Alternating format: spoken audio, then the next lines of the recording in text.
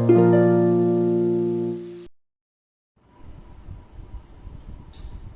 बच्चों, तो कैसा चल रहा है आप लोगों का पढ़ाई? आई होप बहुत ज्यादा बढ़िया तो नहीं चल रहा होगा, क्योंकि घर पर बैठकर ना तो पढ़ाई अच्छे से हो पाती है और ना ही अब तो खैर खेलने का भी मन करता है। देखा जाए तो बहुत सारे बच्चे को क्या होता है कि जब रेगुलर क्लास चल रहा होता है तो उन्हें छुट्टी की बहुत ज्यादा खुशी होती है कि 2 दिन छुट्टी मिल गया, अब तो बहुत मस्ती करने को मिलेगा। ठीक है, तो आज की डेट में क्या हो रहा है कि वैसे लोगों को भी लगता है छुट्टियां काटने को दौड़ रही है। ठीक है, अब लगता है उनको छुट्टी से नफरत हो गया है, उनको छुट्टी लेने का मन ही नहीं करता है। जब सरकार पूरा का पूरा उसको घर पर बैठने के लिए बोल रही है तो उनको मन कर रहा है कि कहीं बाहर घूमने के लिए जाया जाए। ऐसे तो ये तो नेचुरल चीज है। ये तो जब हमारा रेगुलर डे भी चल रहा होता था तब भी लोग घूमने पर ज्यादा खुश हो जाते थे कि घूमने को मिलेगा। ठीक है, उसी बहाने पढ़ने को नहीं मिलेगा। लेकिन आजकल मैं क्या देख रहा हूं कि इतने दिनों की छुट्टी होने के बाद लोग इतने दिनों जो घर पर बैठे हुए, घर पर बैठे बैठे बहुत ही ज्यादा बोर हो गए। अब उनको बेसिकली लग रहा है कि हमारा जो पहले वाला जो रूटीन था कि 6 दिन हम लोग नियम से पढ़ाई करते थे, काम करते थे, स्कूल जाते थे, कॉलेज जाते थे, पूरा शरीर को थकाते थे, है ना, और तब जाकर के एक रविवार का जो छुट्टी मिलता था उसमें एकदम असीम आनंद का अनुभव होता था। लेकिन अगर प्रत्येक दिन रविवार हो जाए तो लगता है खुशी हम लोगों से छीन ली गई है, कोई हमारा खुशियों का यमराज बन गया है। क्या मैं सही करूं ना?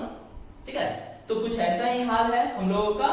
तो कोशिश करेंगे, हम लोगों को ही कोशिश करना है, हम लोग को ही घरों में रह करके क्या करना है, सेफ रहना है और दूसरों को हिदायत भी देना है कि कृपया कर घरों से बेफजूल बाहर ना निकले, क्योंकि जितना जल्दी कोरोना का प्रकोप कम होगा उतना ही जल्दी लॉकडाउन पूरे भारत से खत्म हो पाएगा। नहीं तो इसी तरह से प्रधानमंत्री आएंगे, बोलेंगे 3 मई तो मैं गलती से बोल दिया था, 30 मई होना चाहिए, फिर 30 मई के बाद 30 जून कर देंगे और हम लोग घरों में बैठे बैठे पता नहीं कहां कहां पहुंच जाए। चलिए इन सब चीजों को ध्यान में रखते हुए पढ़ाई को आगे की तरफ लेकर के चलते हैं। आज का क्लास आप लोगों के लिए है क्लास 12th का फंक्शन का लास्ट टॉपिक है, जिसमें हम लोगों को देखना है इनवर्स ट्रिग्नोमेट्रिक फंक्शंस के बारे में। ठीक है, फंक्शन में आप लोगों को मैंने इनवर्स फंक्शन के बारे में बताया था कि इनवर्स फंक्शन क्या होता है। इनवर्स फंक्शन कैसे फंक्शन को कहते हैं, let me remind you. Inverse function का मतलब क्या आपको मैंने बताया था कि अगर कोई फंक्शन 1 एंड ऑन टू है, 1 भी और ऑन टू भी, तभी उस फंक्शन को इन्वर्टिबल फंक्शन कहा जाता है। दैट मीन्स उस फंक्शन का इनवर्स पॉसिबल है तभी। ठीक है, तो अब जब इस चीज पर विचार करते हैं तो हमारे पास बगल में देखा जा रहा है ट्रिग्नोमेट्रिक फंक्शन, इसका इनवर्स हमको चाहिए। क्या ट्रिग्नोमेट्रिक फंक्शन ये इसका इनवर्स पॉसिबल है? क्या ये 1 ऑन टू होते हैं? चलिए इस पर विचार करते हैं। एक सेकेंड,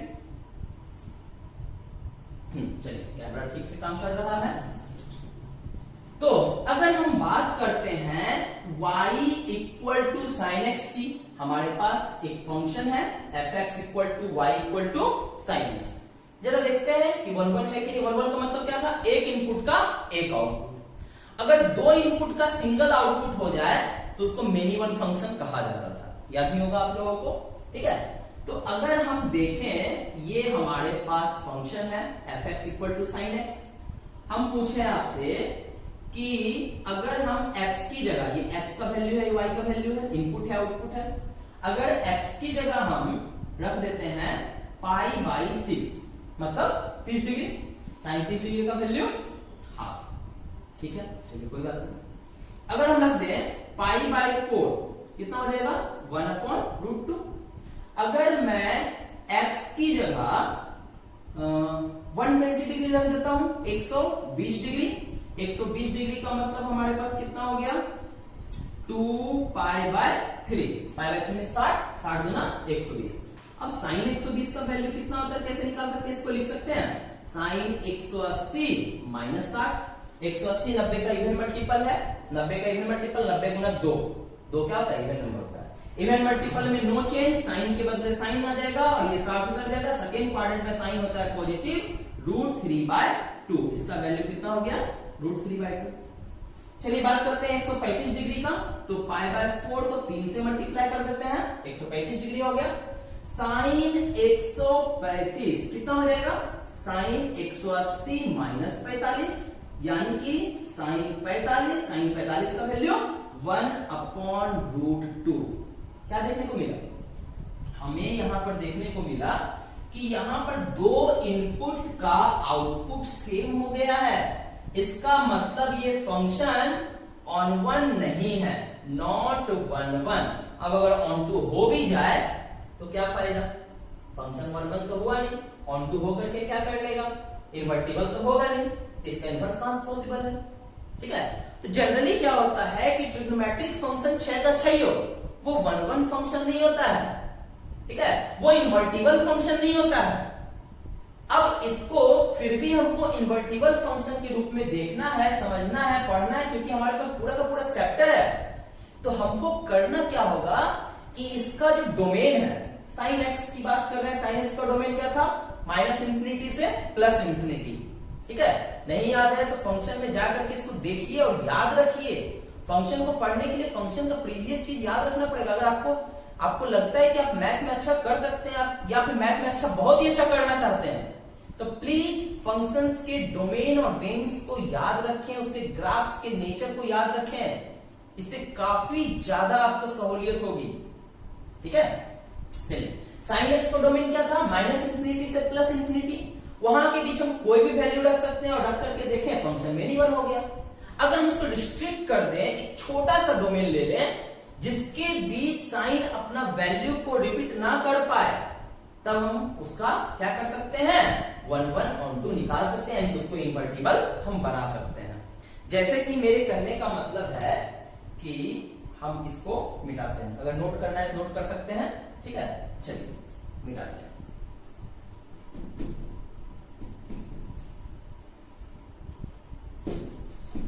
चलिए, जैसे कि हम साइन एक्स की बात कर रहे हैं, ठीक है, तो साइन एक्स का ग्राफ खींचने जा रहे हैं।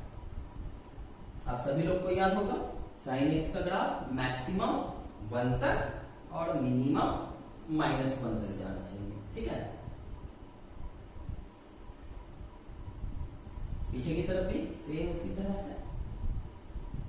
ठीक है, ये हो गया ओरिजिन, ये हो गया +1, ये हो गया -1। दिस मीन्स π/2, ये हो गया पाई, ये हो गया 3π/2, ये हो गया 2π, उसी तरह से ये हो गया 3π। इधर हो जाएगा हमारे पास -π/2, इधर हो जाएगा -π, इधर हो जाएगा -2π। ठीक है, तो हमको देखना है फंक्शन 1 1 कैसे है, ऑन 2 कैसे है। ठीक है, 1 1 पहचानने का एक और तरीका है, मैं बता देता हूं।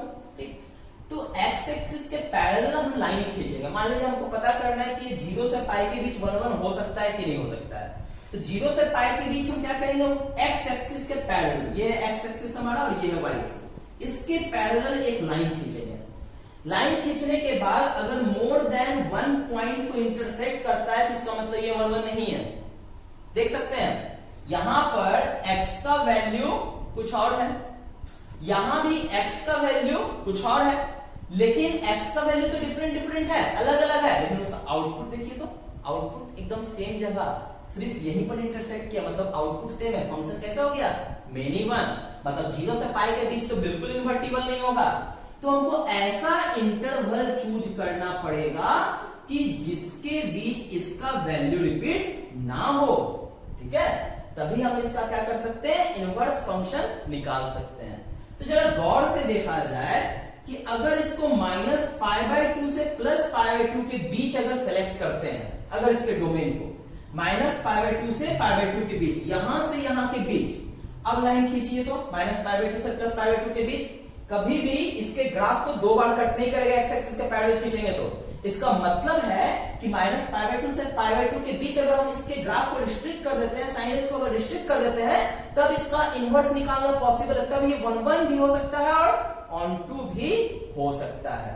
तो यही चीज हमको देखना पड़ेगा कि ट्रिग्नोमेट्री में कि उसको 1 1 ऑन टू बनाने के लिए उसको रिस्ट्रिक्ट कहां से करना है।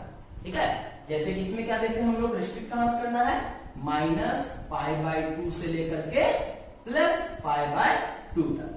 ठीक है, ये इसका क्या हो गया, रिस्ट्रिक्टेड डोमेन हो गया, रिस्ट्रिक्ट कर दिया यहां पर। ठीक है, बट रेंज तो रिस्ट्रिक्ट नहीं हुआ, रेंज अभी भी -1 से कहां तक जा रहा है, +1 तक जा रहा है। ये इसका रेंज वही का वही रहेगा, रेंज में रिस्ट्रिक्शन है। हमको रिस्ट्रिक्शन किसमें करना है, सिर्फ डोमेन में। ये हो गया हमारे पास रेस्ट्रिक्टेड डोमेन। ठीक है, और इस रेस्ट्रिक्टेड डोमेन में ये जो sin x है हमारा 1 1 भी है एंड ऑन टू भी है। इसका मतलब ये कैसा है, इन्वर्टिबल है।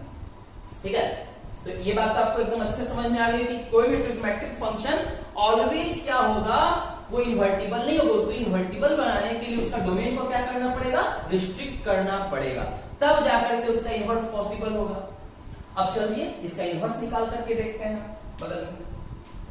अब हमारे पास fx बराबर साइन ऑफ x है, या फिर इसी को हम कह सकते हैं y बराबर साइन ऑफ x।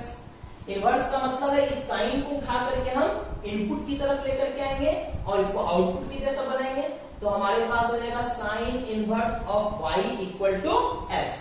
अब याद होगा आप लोगों को कि y बराबर अगर fx है तो f इनवर्स y बराबर क्या होता था, x होता था ना। यही तो इन्वर्टिबल फंक्शन था, इन्वर्स था। ये हमारे पास जैसे कि हमारे पास दो सेट्स है a to b और ये f है, तो अगर b to a आ जाए 1 1 ऑन टू होने के कारण इसी को f इनवर्स कहा जाता है। ठीक है, उसी चीज का प्रयोग यहां पर किया है। तो इनवर्स में कुछ इस तरह से लिखा जा सकता है इसको। अच्छा, x की जगह क्या लिख सकते हैं, f इनवर्स y बराबर साइन इनवर्स ऑफ y, या फिर f इनवर्स ऑफ x, तो इसको लिख सकते हैं साइन इनवर्स ऑफ x। ठीक है, तो जनरली x के वेरिएबल के रूप में ही लेकर के चलेंगे। तो अब देखा जाए कि साइन इनवर्स x, और एक बात का ध्यान रखेंगे, इनवर्स फंक्शन में मैंने बताया था कि जब भी कोई फंक्शन का इनवर्स निकलता है तो उसका डोमेन और रेंज चेंज हो जाता है। याद होगा आप लोगों को, जैसे कि मान लिया जाए हमारे पास फंक्शन, इस फंक्शन का ये डोमेन है, ये रेंज है। इनपुट को डोमेन, आउटपुट को रेंज कहा जाता था। फंक्शन जैसे ही f इनवर्स होगा, अब इसका इनपुट ये हो जाएगा, मतलब ये इसका डोमेन और ये इसका क्या हो जाएगा, रेंज। तो डोमेन और रेंज एक दूसरे का क्या होगा, इंटरचेंज हो गया ना, डोमेन और रेंज बदल जाएगा। ठीक है, तो यहां पर हम देख सकते हैं कि जब हमारे पास function sine inverse of x होगा, तब इसका जो डोमेन निकल करके आएगा, इसका डोमेन जो पुराना वाला का रेंज है वही इसका डोमेन आएगा निकल करके। अगर इसका रेंज का बात किया जाए, रेंज कौन सा वाला होगा, जो रिस्ट्रिक्टेड डोमेन आएगा उसी को हम क्या कहेंगे, इसका रेंज कहेंगे। और यही रेंज को कहा जाता है principal value of sine inverse x। ठीक है, मतलब अगर साइन इनवर्स x का वैल्यू अगर हमको मिलता है, वो वैल्यू कभी भी इससे बाहर नहीं जाना चाहिए, इसी के अंदर रिस्ट्रिक्ट रहना चाहिए, तभी हम उसको प्रिंसिपल वैल्यू कहेंगे, तभी उसका इनवर्स पॉसिबल है। और इनवर्स पॉसिबल है तो इसी के बीच उसका वैल्यू आना चाहिए। ठीक है ना, इस बात का खास ध्यान रखना है। तो जितना भी इनवर्स फंक्शन निकल करके आएगा, स्पेशली 3 को ध्यान रखना है, क्योंकि बाकी 3 को हम कन्वर्ट कर सकते हैं, साइन कॉस टैन, इस 3 का ध्यान रखना है। बाकी 3 को तो हम 3 में कन्वर्ट कर सकते हैं रेसिप्रोकल करके, इसलिए 3 का बेसिकली ध्यान रखना है। ठीक है, तीनों का इनवर्स का डोमेन और रेंज, खास करके रेंज, क्योंकि रेंज का जरूरत है, क्योंकि x का कभी भी वैल्यू रेंज से बाहर नहीं रहना चाहिए, अगर है तो उसको खींच करके उसके रेंज में लाना पड़ेगा। ठीक है, ये तो हो गया साइन के लिए। उसी तरह से कॉस पर विचार किया जाए तो कॉस का जो वैल्यू जो शुरू होता है वो कहां से शुरू होता है, वो यहां से शुरू होता है। एक्सिस सिर्फ चेंज कर देता हूं,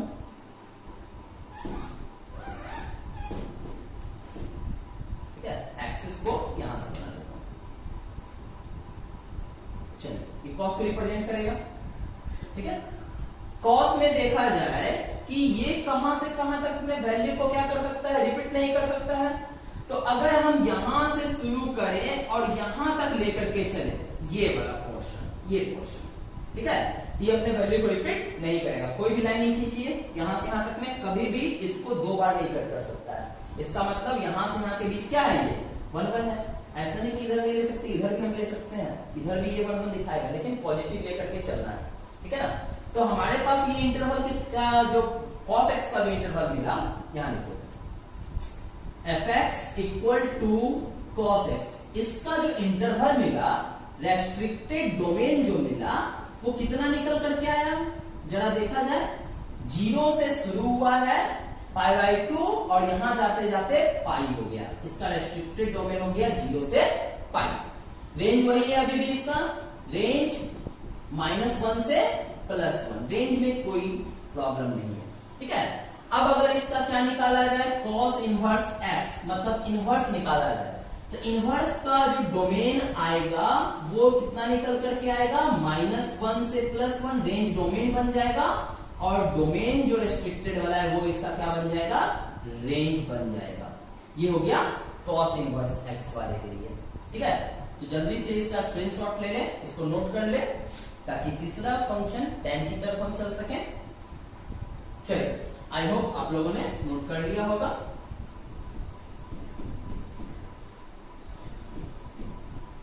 जितना छोटा से छोटा बात को याद रखिएगा उतना ही ज्यादा हेल्पफुल होगा आप लोगों के लिए। चलिए, अगर tan की बात करते हैं, y इक्वल टू हमारे पास tan x है। tan x का डोमेन और रेंज रेस्ट्रिक्ट करके क्या आना चाहिए, ये देखते हैं। ये हमारे पास tan है, ये 90, 180, 270, -90, -180, -270, ये हो गया 0, x axis, y axis. Graph इसका कुछ इस तरह से निकल करके आता था।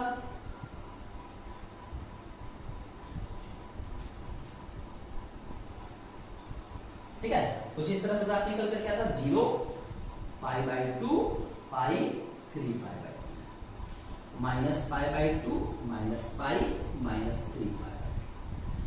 तो क्लियरली हमको दिख रहा है कि अगर हम ये -π/2 से +π/2 वाला इंटरवल ले लेते हैं, तो इस इंटरवल में ये कभी भी मिनिमम नहीं देगा, ये हमेशा 1 1 देगा। क्या इसके बीच x एक्सिस के पैरेलल कोई भी लाइन खींचेंगे, इस ग्राफ को एक ही बार इंटरसेक्ट करेगा, ठीक है। तो हम कह सकते हैं कि tan x का जो रेस्ट्रिक्टेड डोमेन है, रेस्ट्रिक्टेड डोमेन है, ये कहां से कहां तक है, -π/2 से +π/2, बिल्कुल साइन इनवर्स x की तरह ना, साइन इनवर्स x वाले में जो था वहां पर कौन सा ब्रैकेट था, बड़ी वाली क्लोज इंटरवल था। यहां पर क्लोज इंटरवल नहीं, यहां ओपन इंटरवल होगा, बिकॉज इस लाइन को ये कभी भी टच करता ही नहीं है, याद होगा आप लोगों को। ये π/2 को इंटरसेक्ट ही नहीं करता, ये इंफिनिटी तक बढ़ते चला जाता है, ना ही -π/2 को ये टच करता है। जब टच करते हैं तो इंक्लूड कहां से करेंगे, ठीक है। यहाँ पर ओपन इंटरवल। रेंज क्या हो जाएगा इसका, जरा बताया जाए। रेंज होता है y एक्सिस, मिनिमम -∞, मैक्सिमम +∞ तक ग्राफ गया है, -∞ से +∞।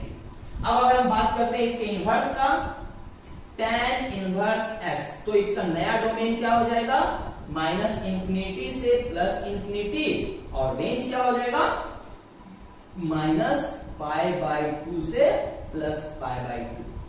तो इस तीनों का रेंज याद रखना है ताकि प्रॉब्लम ना हो आगे, ठीक है। नहीं तो बहुत ही बड़ा ब्लंडर मिस्टेक हो सकता है अगर रेंज याद नहीं रहेगा तो, ठीक है।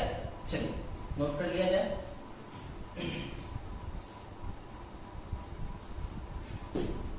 आगे बढ़ा जाए।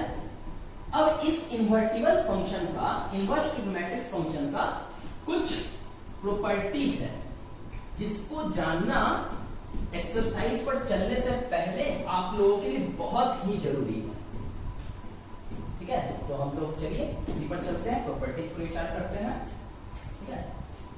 प्रॉपर्टीज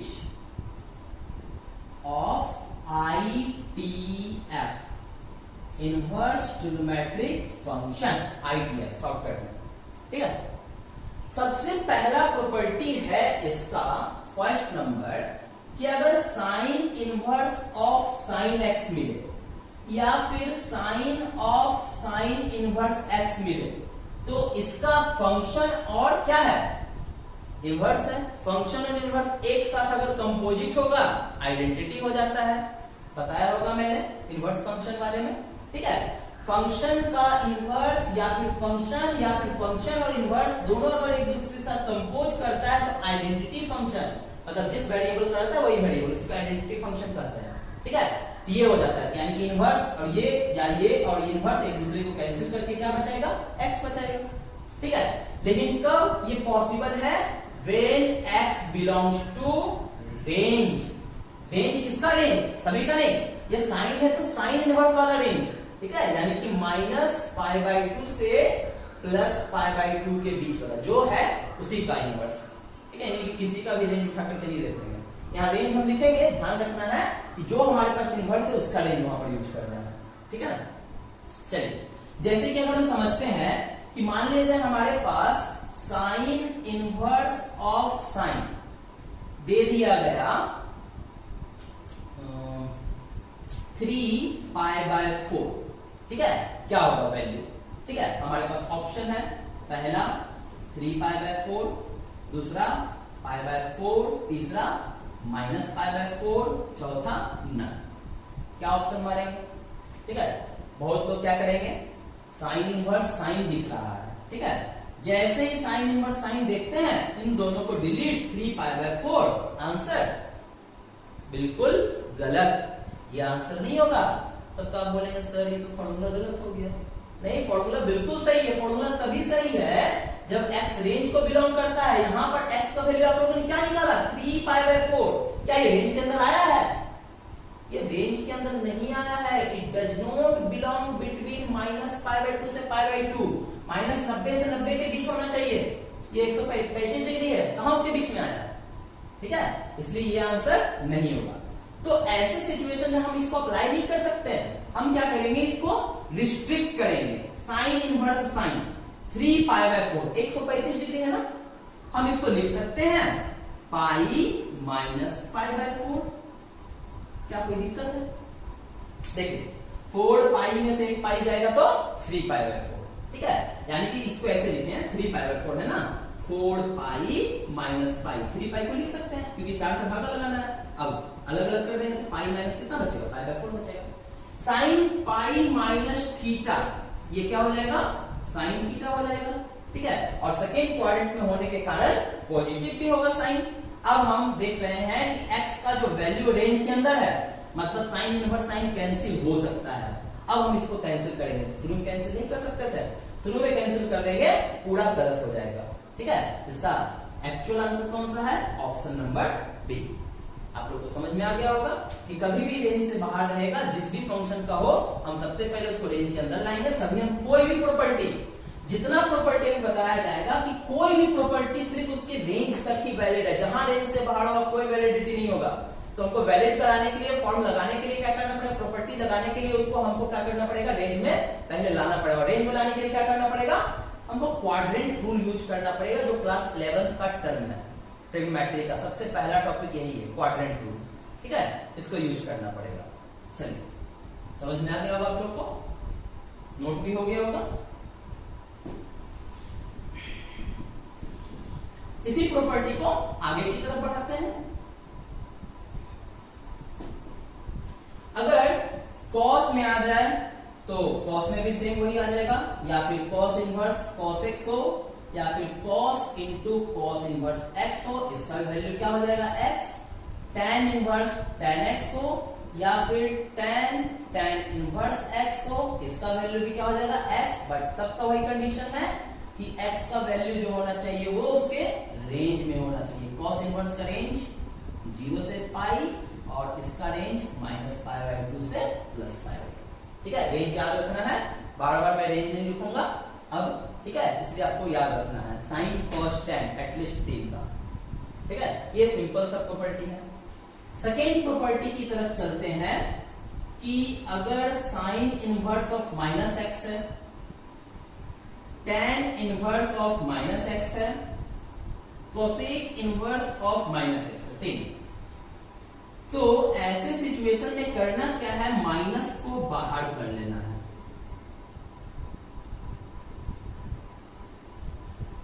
ठीक है, क्योंकि माइनस वाला जो एंगल है फोर्थ क्वाड्रेंट में जाता है। फोर्थ क्वाड्रेंट में सभी क्या होता है, नेगेटिव होता है, सबका वैल्यू क्या हो जाएगा, माइनस आ जाएगा। लेकिन अगर हमारे पास cos इनवर्स ऑफ x है, cot inverse of minus x है and sec inverse of minus x है, इसका मतलब प्लस cos इनवर्स x बिल्कुल नहीं होगा। इसका मतलब है पाई माइनस cos इनवर्स होगा। तो यहां पर प्लस हो जाएगा, मैंने बता दिया, pi minus sec inverse x। अब यहां पर क्या होता है, बहुत लोगों को समझ में नहीं आता है कि पाई का यहां पर क्या काम है, पाई किससे आ गया। फोर्थ क्वाड्रेंट में तो cos पॉजिटिव होता है तो सिर्फ प्लस होना चाहिए था।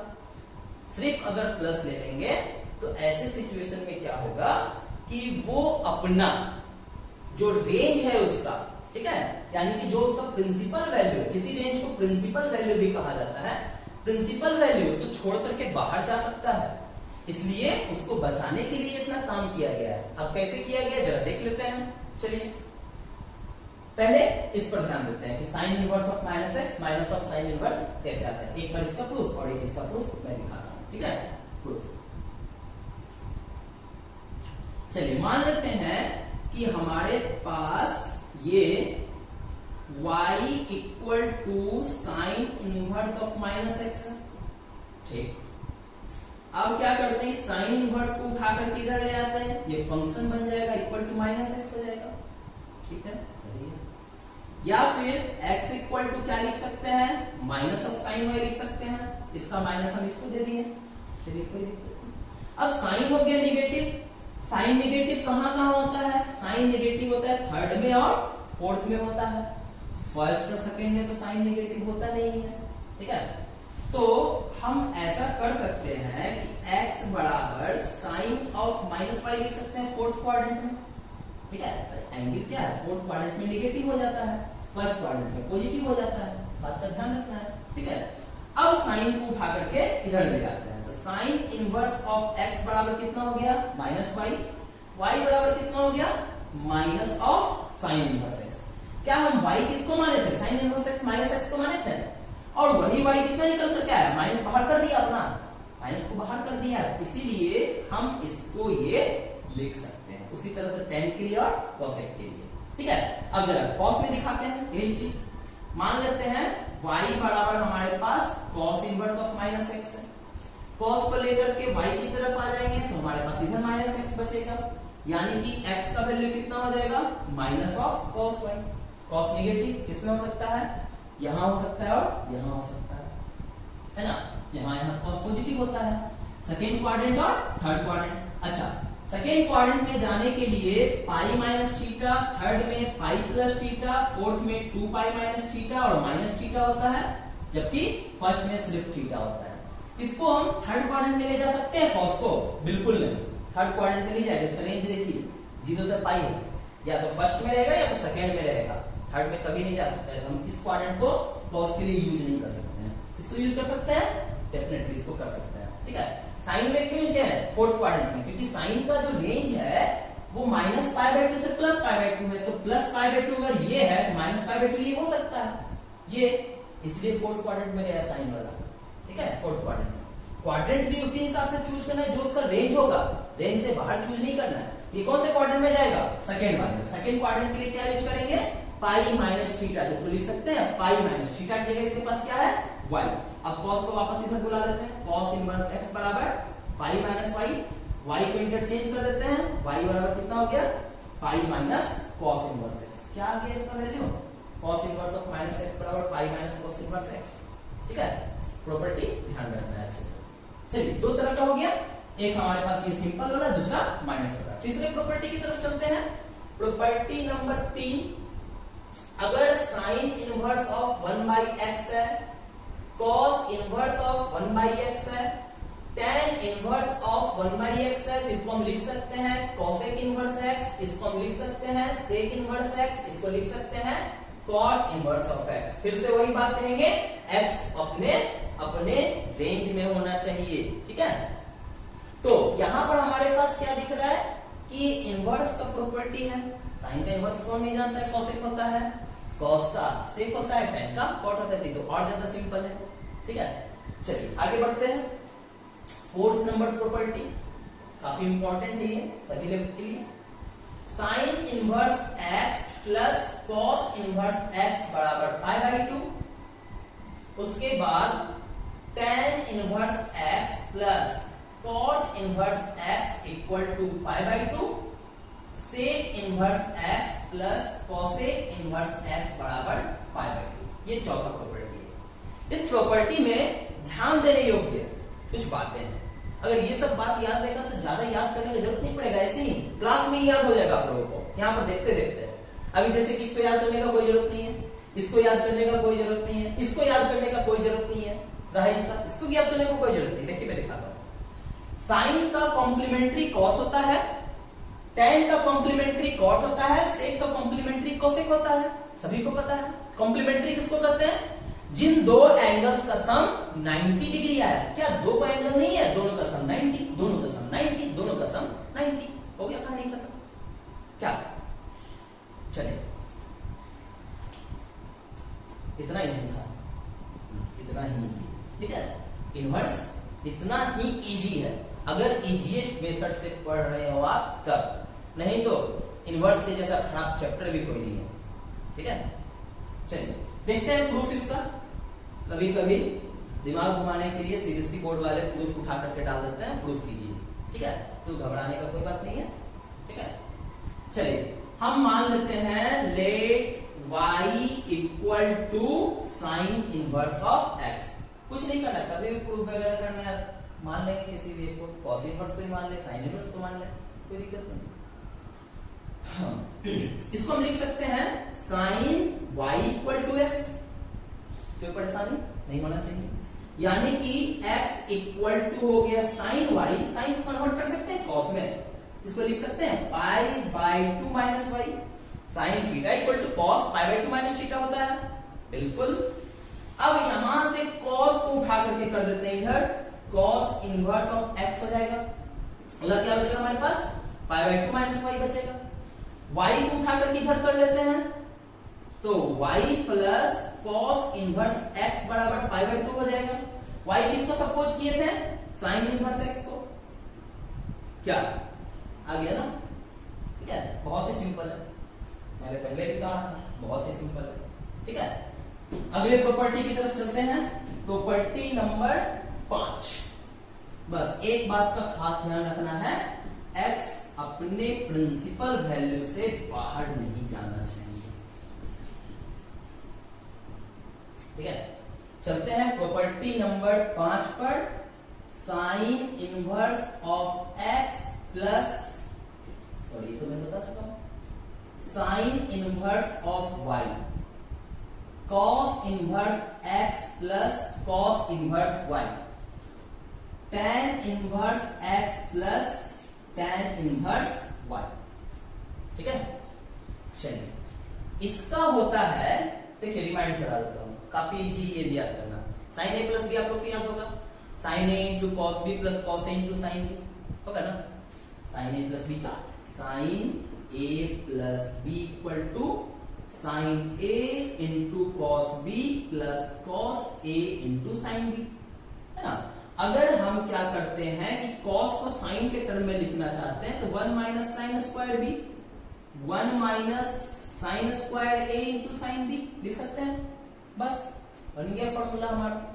इसको ऐड करने पर मिलेगा sine inverse x under root 1 minus y square y under root 1 minus x square. क्या वही चीज नहीं है, हम x की जगह साइन ए पुट कर लेंगे, या फिर साइन इनवर्स x को ही मान लेंगे a, साइन इनवर्स y को मान लेंगे b, इस पर पुट कर देंगे, एक बार में हमारा आ जाएगा, ठीक है। कर लीजिएगा आप लोग। उसी तरह से इसका हो जाएगा cos inverse x y minus under root 1 minus x square 1 minus y square.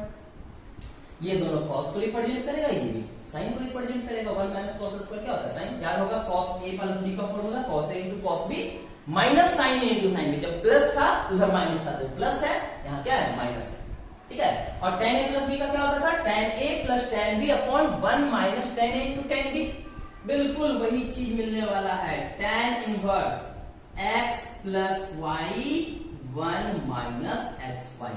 बस यहां पर डिफरेंस क्या है, कि पिछले वाले में tan साथ साथ में चलता था, अभी बाहर है इनवर्स के रूप में, बस यही डिफरेंस है। ठीक है, और अगर माइनस आ जाए यहाँ भी माइनस लगा देना है, यहाँ माइनस आ जाए यहाँ प्लस लगा देना है, यहाँ माइनस आ जाए यहाँ माइनस और यहाँ प्लस लगा देना है। ठीक है, ये हो गया। और इससे ही हम एक नया फॉर्मूला बना सकते हैं, जैसे कि मान लिया जाए कि x और y बराबर कर दिया जाए। ठीक है, x और y अगर बराबर कर दिया तो माइनस वाले केस में तो खैर जीरो हो जाएगा, उसको तो देख के चलना नहीं है, सभी का सभी क्या हो जाएगा, जीरो हो जाएगा। तो प्लस वाला केस देख करके चलना है, क्या हो जाएगा हमारे पास, sine inverse x plus sine inverse x, यानी कि क्या निकल करके आएगा, 2 साइन इनवर्स ऑफ x निकल करके आएगा। ठीक है, फॉर्मूला क्या बन जाएगा हमारे पास, sine inverse 2 under root 1 minus x square. ठीक है, उसी तरह से 2 कॉस इनवर्स x का क्या बन जाएगा, cos inverse x square minus 1 minus x square, यहां भी 1 माइनस एक्स स्क्वायर रूट हट जाएगा। ठीक है, ये हो जाएगा 2x स्क्वायर माइनस 1, ऐसे भी cos 2 थीटा का था ना, 2 cos स्क्वायर थीटा माइनस 1, वही चीज है। उसी तरह से तीसरा वाला बनेगा 2 tan inverse x, tan 2 theta, tan inverse 2 tan theta by 1 minus tan square theta.